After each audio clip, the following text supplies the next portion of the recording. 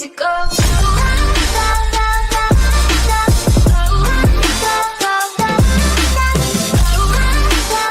What's up YouTube, it's the MLG Apache back with another video, and today we're talking about Rainbow Six Siege, specifically about it making it onto IGN's top 10 most improved games. Now remember, if you do enjoy this video, make sure you like, share, and subscribe. I really appreciate it and it really helps me out. And of course I'll have a link in the description to the article from IGN that talks about all of this, and I will be reading off of it partly and just kind of analyzing their main points. So as a lot of you know, we're heading into the third year of DLC for Rainbow Six Siege. Now a lot of games don't make it this far and they don't really release this much DLC for the game, so this shows you that the game has really been thriving and they've really put a lot of work into it. Now in the article they do kind of put aside Operation Health because it's pretty much widely accepted that was a huge failure. It didn't really help much, it kind of made things worse in some people's opinions, but we can just put that aside. And if we put that aside, we can hit on three main points. First being that they came through on their promises. Now they promise you a certain amount of DLC, which for the most part they've given us, except for of course the Polish operators. We got the operators, but we didn't get the rest of the DLC because of Operation Health, but not too big of a thing. People really mostly only care about the operators, so we got the really big important part of that DLC. And then just other things like, you know, a good rank system, making it a top-notch esports game, all of that, they came through with all of those promises. The second point being that they're still supporting the game 2 years later, almost 3 years.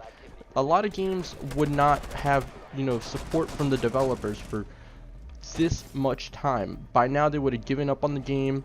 As a lot of you know, Call of Duty is only the last 1 year of the developers actually, you know, giving out DLC. Of course they still have balance fixes and stuff like that, but it's not really the same just having these little tiny updates to fix balance issues rather than just having these full-scale DLCs that Rainbow Six and even GTA are still doing. GTA is one game that's still supporting the game a long time after its release. It was sort of kind of made to last a long time, just like Rainbow Six Siege, but it's really just breaking the meta of games just lasting like 1 or maybe even 2 years and then they just completely leave the game alone other than just a few balance fixes. So that's amazing to see from Ubisoft. And then the third being that they're actually making microtransactions work. They're not forcing them on people. They're not forcing it into something that changes the abilities of a player like Battlefront, as a lot of you know. It's a simple system. If you want skins, you can pay money for them, or you can even use in-game currency that you can earn yourself by just playing the game. You're not forced to have to get these skins. It's a choice you can make just to look cool if you want to. Now of course they are kind of overpriced in my opinion, but that's not really that big of an issue if it's not really destroying the game and making it bad. So in my opinion, they've done a huge improvement on this game, just as IGN is saying. But let me know down in the comments what you think.